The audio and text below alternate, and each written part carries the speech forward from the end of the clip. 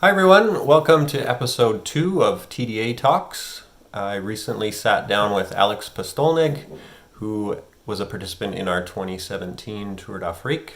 She later went on to start a travel company called Fair Voyage, and so she shared some really helpful tips for travelers in the time of COVID-19. So I hope you enjoy this episode. Thanks for listening. If you can start with tell me your name and where you're based and what tour you did with us. Sure. So hi, I'm Alex. I'm based in Switzerland, and I did the Cairo to Cape Town tour across Africa with TDA. Great. And I read somewhere, maybe on your LinkedIn profile, so you've lived in other countries, but you've also traveled extensively, and I saw you speak several languages as well. Is that right? That's right, yes. I lived in countries across Europe and Asia, and really through TDA, I came to explore and get to know Africa quite intimately as well, for I haven't really lived there. But yeah, I've been fortunate enough to visit many countries and learn quite a few languages as well. That's amazing. You had been to Africa before that as well, right? Was it your first time to Africa when you did a Kilimanjaro trek?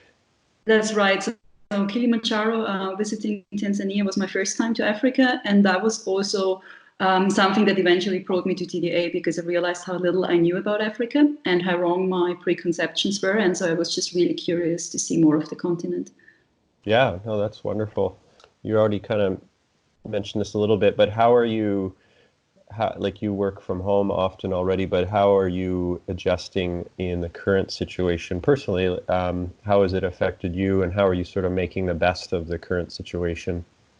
Good question. I am used to working from home, and I am used to practicing quite a diligent self-discipline and self-routine in terms of how I structure my day. I try to meditate, I try to go for walks, I try to practice consciousness and reflection. And in that sense, I just keep doing what I've always been doing. It doesn't affect me that much. Or I guess I've learned through the past years to deal with crisis and to deal with challenges.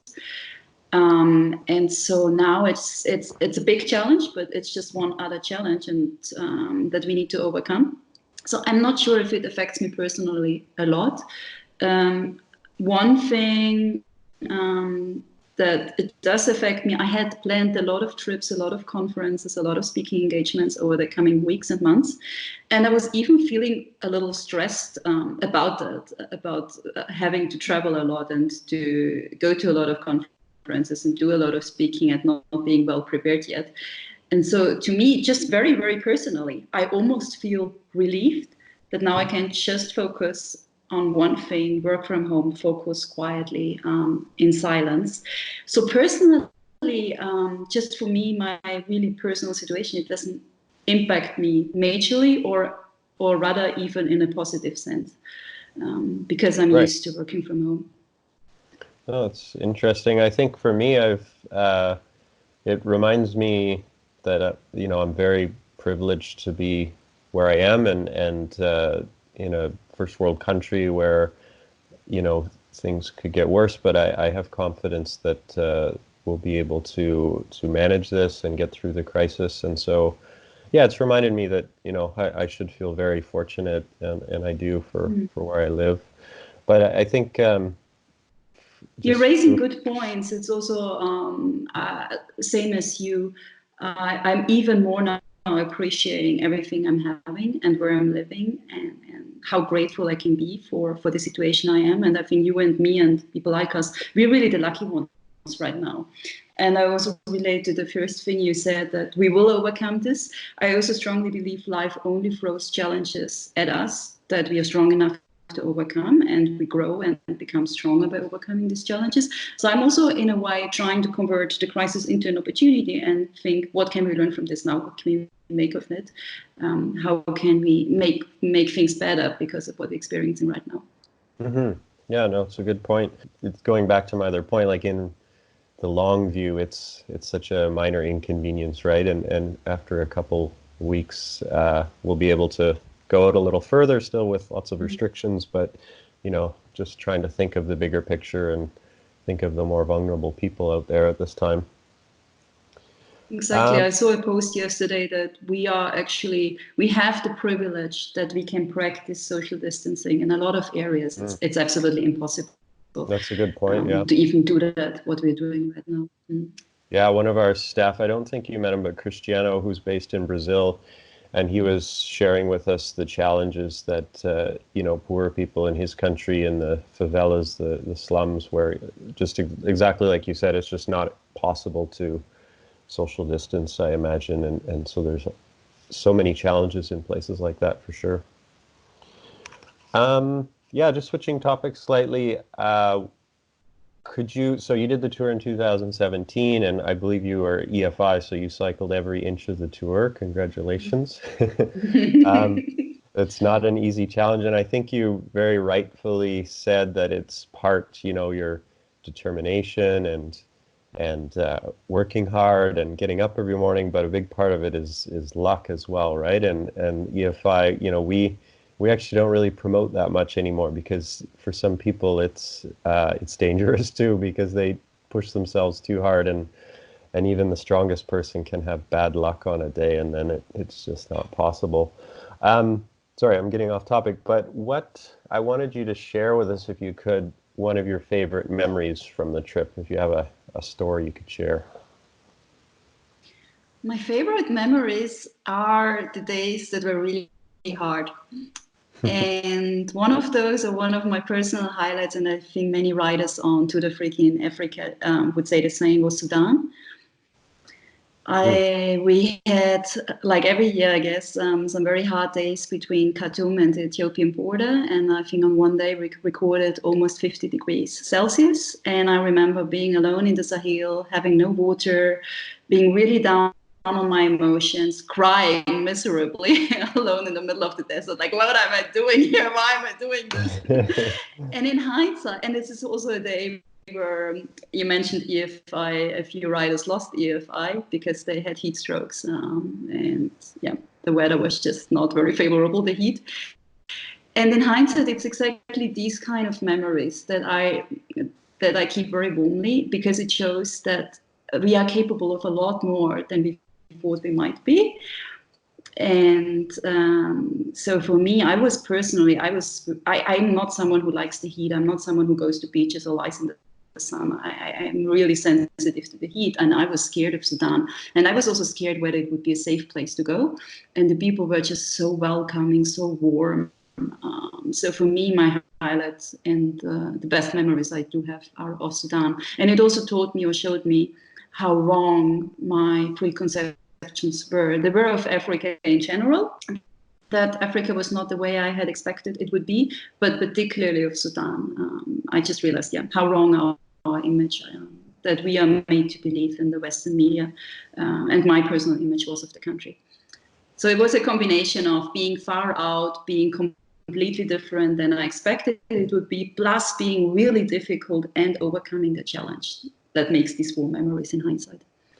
Yeah, no, I totally agree. I haven't cycled all of Sudan, but in past years on the trip, I've cycled many of the tougher days, and remember the heat, and remember just the generosity of people you see along the route, which is coming from Canada, I get my guard up initially because it's just so, we don't make eye contact on the subway or the metro, and we're very individualistic. So it was very refreshing. My next question was, if you have any advice or knowledge or a fun fact. I think you're in an interesting position, maybe different than some of the other people I'm interviewing, that you're both a tourist and a tourism professional. So you've hiked Kilimanjaro and you've cycled on our tour, but you've gone on to run your own business, Fair Voyage, which I'd love to hear more about. But maybe from that perspective of having some knowledge of both sides of it, do you have any advice or knowledge you can pass along to others? I think what I would like to share is for everyone, or for all of us, to just realize that we are capable of so much more than we often think we are. and also that any hardship or any crisis, any challenges is here to make us learn, to make us grow. I personally have learned so much from TDA, from cycling. I probably learned in 4 months what otherwise I might have learned in 5 years. And it's really also these constant challenges that you have to overcome that then make you grow and make you learn. And I think this is particularly important right now, especially for people who might be a bit on the fearful or negative side of emotions right now, what to make of this situation, to try and mentally play with our mind and try to change our thoughts from thinking negative to thinking, okay, what can I learn from this? How can I grow? How can I make the best of it? How is this teaching us something that we needed to know? How can we transform it into an opportunity? So yeah, I think it's I've personally seen a lot from what happened over the past few years to me, that every challenge I've faced was there for a reason. It made me grow. It made me a better person. It moved me on the right path in life. And so maybe right now what's happening to all of us globally is something we as a global society needed for whatever reason. I'm not saying it's good what's happening now, but I fully believe that in a few months we'll see the positive in it and the learning. And we're already seeing it right now, that a lot of people are having this tremendous solidarity now. There's so many movements now of cooperation, of assisting each other, of people coming together. And I truly believe that eventually, once we've overcome the crisis, good things will come out of it. Well, that's great. Thank you.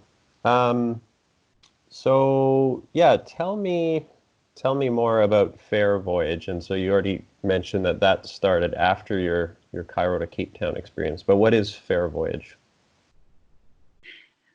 At Fair Voyage, we want to make it easy for people like you and people listening in and conscious travelers globally to book fair trips, responsible trips with social and environmentally responsible local providers.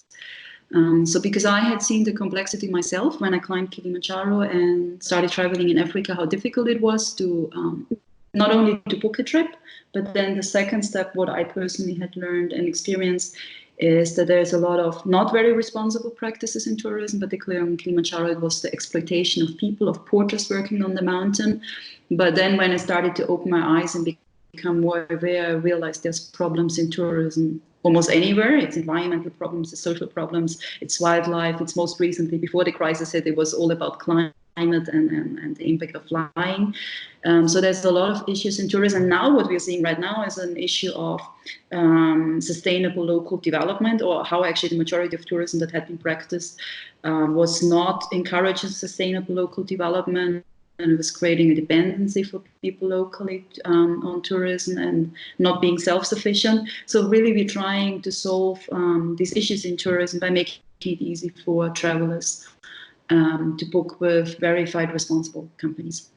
And also maybe for companies like TDA that work with local operators. We don't do too much of that, but we work with a lot of individuals, translators and whatnot. But I think there's a responsibility on our part to choose the right local partners and to act and where we're working directly with where we are in a lot of places where we're supplying our own staff and vehicles, that we're doing as much as we can to be responsible. And we have a long way to go for sure, and we recognize that, and something we talk about a lot. So something we all have to work on. Oh, that's interesting, because I had the impression that you were already doing a lot. I mean, I experienced myself how conscious a team was on environmental, on waste collection, waste separation, and not throwing things away that could be used locally. You had these charity projects where I think you did bike donations, good projects locally. So there's always room to improve, and that's also something we're saying. Sustainability is not perfect. Anyone who claims to be 100% sustainable or has this ambition, it's just not realistic. It cannot be. It's a process, right? Over time, we can aim to become better every year, but yeah, we all need to acknowledge it's a process rather than a state of perfection that we can have right now. Switching topics slightly, I watched a video you put up a few days ago, which had some really good advice for travelers. So it's a very tricky time that, you could argue that in the short term, there isn't really a travel industry. People have to stay home and we have to delay or defer our travel plans. So you had some good points, if you don't mind sharing, of what to recommend to people who were already booked on trips around the world or who were thinking about it. A big difference every traveler can make right now, and I think most companies are offering this anyway. If your travel service provider offers you to rebook your trip or to issue you a credit note so you can travel with them in future, you can really help them, and not only them, but everyone impacted locally by agreeing to rebook, agreeing to take the credit note rather than insisting on an immediate refund in cash of your travel payments. So I think that is really would be the most helpful decision any traveler who has booked a trip could be doing right now. And to simply be patient with your travel service provider. Everyone is really working very, very hard on these rebookings, repayments, on safety, on managing the situation. So please be a bit patient if certain companies may not be responding quickly on, for example, you may have a trip booked in 2 months and you still don't know, okay, what's going to happen if you can't travel? Do you get the money back? Can you rebook? Will there be a price difference if you rebook? If you do not get an answer immediately, it's not that anyone is lazy or not having your best interest in mind. It's simply that companies right now are working 24/7 and really doing their best on managing the situation. So also to, I guess my advice or my appeal would be to just be patient with everyone in the industry right now. It's not the operator's fault that you cannot travel. And everyone is really trying their best. And what I'm seeing also right now is where you would think the first interest of companies is to protect themselves. I see that really most travel companies right now have the best interest of travelers in mind. It's certainly a challenging time for TDA, but what the positive side of it is what we've seen is that it sort of brings out our community, and like you and I are having this discussion. And we've heard from so many of our former clients and people that had been booked on trips that we had to cancel. And there's just a lot of positive feelings going around, which is really nice and really encouraging for us. And, I think we hope that this is the short-term situation, and everyone, all of our friends of past riders and people that have been thinking about tours will be able to get back to their plans later this year or next year. So yeah, I think, there's always positives to take from everything for sure. Yeah. So I read your last blog post from Africa, day 121, and I kind of smiled to myself when you said that you were an unlikely candidate to do the tour, because, you probably felt like that, but I hear that from so many of our clients, because it's really true that this is not a typical bike trip. It's not a typical vacation, and these trips are really something different. So nobody's really a likely candidate is the kind of the hidden secret there. So what would you say to people, who sort of feel the same way as you, that, they might be an unlikely candidate for something this big? If something in there is telling you that you want to do it, then you can do it, because the thought is already there. So it means you can do it. So I would say follow your heart and follow your dream, because if you don't do it, you will never find out. What's the worst that can happen to you? You cycle for 2 weeks, you realize it's too hard, but it's likely it's not going to happen. But what's the worst thing? And then at least you tried, right? So yeah, exactly, just do it. It's great that you're doing this. Good luck for all your initiatives. And yeah. I'm still, you probably hear this from everyone, but yeah, our group is still very much in contact with each other. That's great. And yeah. I think forever I feel connected to TDA in one way or another, because it's been truly transformative experience. Yeah. So yeah. Thank you. Oh, well, thank you. And thanks for your time. It's been really nice. I appreciate it. Stay safe, huh? Okay. Take care. Bye. That's it for episode 2. We will now be posting these TDA Talks weekly, so please subscribe to our YouTube channel or find out more information that we'll be posting on our website at www.tda.bike. Thanks a lot.